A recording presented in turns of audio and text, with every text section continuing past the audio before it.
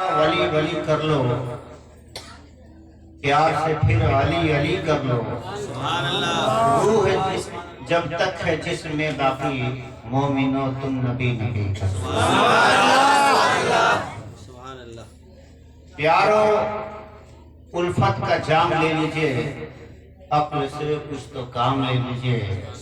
پیارو الفت کا جام لے لیجئے، عقل سے کچھ تو کام لے لیجئے۔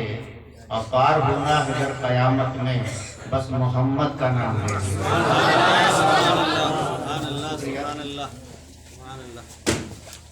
حضرات، مختصر وقت کے لیے حاضری ہے، کیونکہ سردی کا موسم بھی ہے، لیکن یہاں تو رات بھر ہم لوگ بیٹھیں گے تو سردی انشاءاللہ نہیں جائے گی۔ آپ نے تو کچھ بولا ہی نہیں۔ اب ہم ہی سے ساری ناراضی ہے، سب کا غصہ بھی مطابق تو جتنے آپ خاموشی اختیار کریں گے میری تقریر اتنی تیز ہوتی ہے۔ اگر آپ بیدار رہے، آپ کی زبان کھلی رہی تو تھوڑی دیر میں تقریر ختم ہو جائے گی۔ اللہ فرماتا ہے وَلَوْ أَنَّ أَهْلَ الْقُرَىٰ آمَنُوا وَاتَّقَوْا لَفَتَحْنَا عَلَيْهِمْ بَرَكَاتٍ مِّنَ السَّمَاءِ وَالْأَرْضِ وَلَٰكِن كَذَّبُوا فَأَخَذْنَاهُم بِمَا كَانُوا يَكْسِبُونَ۔ یہ گاؤں، بستی، محلہ، ٹولہ کے رہنے والے پر ایمان لاتے اور اللہ سے ڈرتے تو اللہ فرماتا ہے کہ ہم آسمان سے اور زمین سے خزانے کھول دیتے ہیں۔ آپ کو کیا چاہیے؟ اب آپ کو کیا چاہیے؟ آپ کی سارا مقصد تو یہی ہے، خزانہ خزانہ خزانہ، گھر میں رہیں تو خزانہ، مارکیٹ میں خزانہ، کسی بازار پہ جائیں تو خزانہ، بس یہی مقصد ہے۔ تو رب فرماتا ہاں ملے گا خزانہ، لیکن شرط یہ ہے کہ ایمان بھی ہو، اس کے ساتھ اللہ کا خوف بھی ہو۔ اگر صرف ایمان سے نہیں کام بنے گا، خوف بھی اللہ کا رہے تو پھر آسمانوں سے بھی زمین سے بھی خزانے کھول دیں گے۔ ولیکن کذبوا، لیکن لوگوں نے جھٹلا دیا۔ فَأَخَذْنَاهُم بِمَا كَانُوا يَكْسِبُونَ، تو اللہ فرماتا ہے کہ میرے عذاب نے ان کو گرفتار کر لیا، پھنس گئے مصیبت میں۔ اب اللہ نے مصیبت میں پکڑا اس لیے کہ انہوں نے جھٹلایا، بندوں نے اللہ کا حق ادا نہ کیا، جھٹلانے کی بنیاد پہ مبتلا عذاب ہو گئے۔ اور پیارے نبی علیہ السلام سے لے کر کے پہلے کے تمام انبیاء مرسلین جتنے آئے، سب دور میں ذکر خدا کرنے والے سکون کی زندگی گزار کرتے ہیں۔ سب نے سکون کی زندگی گزاری۔ حضور نبی کریم علیہ السلام کی بارگاہ میں ایک صحابی آئے غربت کا حال بیان کرنے، یا رسول اللہ غربت ہے، غریبی ہے، لاچاری ہے، مجبوری ہے۔ حضرت علی بیٹھے تھے، نبی پاک نے دعا فرمائی، اللہ تعالیٰ برکت دے۔ سبحان اللہ۔ نبی کی دعا ہے، کسی اور کی تو دعا ہے نہیں، نبی کی دعا ہے۔ نبی کی دعا قبول نہ ہو، بندے کو فیصلہ پہنچا ہو ہی نہیں سکتا۔ نبی نے دعا کر دی، صحابی نے کہا کہ پھر مجھے ملا کیا؟ ملا کیا مجھے ابھی؟ حضرت علی وہی بیٹھے تھے، ہاتھ پکڑ کے دبایا، چپ کر، تم کو سمجھ میں نہیں آتا، چل بتاتے ہیں۔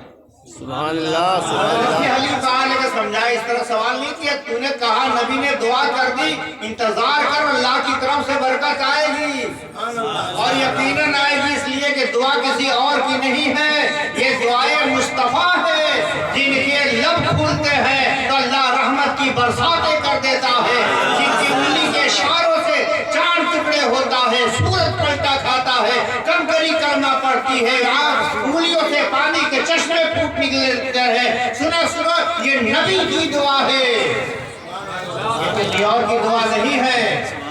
یہ کسی اور کی دعا ہوتی تو اور بات ہوتی، رسول کی دعا ہے۔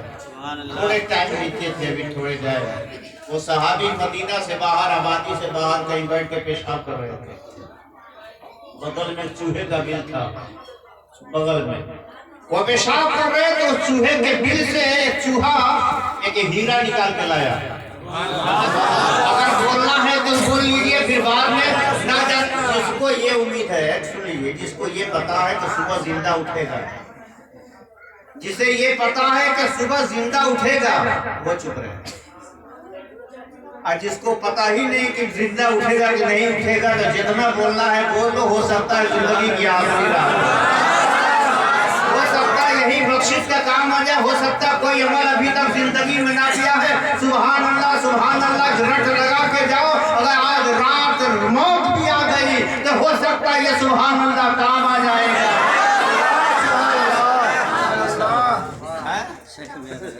अच्छा, सुभान अल्लाह। नबी की दुआ हुई है, सहाबी पेशाब पे बैठे हैं, एक बिल से चूहा हीरा लाया, वहीं पे छोड़ के फिर अंदर गया, फिर हीरा लेकर आया, फिर हीरा लाया, वहीं छोड़ गया, फिर अंदर गया, फिर एक हीरा लाया। वो जाता रहा आता रहा, 9 बार गया, 9 हीरा लाकर रख दिया, चला गया। अब सहाबी सोच लिए क्या मामला, ये तो मैंने कमाया नहीं, ये मेरे लिए हलाल है हराम है, मसला क्या है, फिक्र लीजिए, यहाँ से फिक्र लीजिए। सहाबी को फिक्र हो गई मेरे लिए जायज भी है कि नहीं।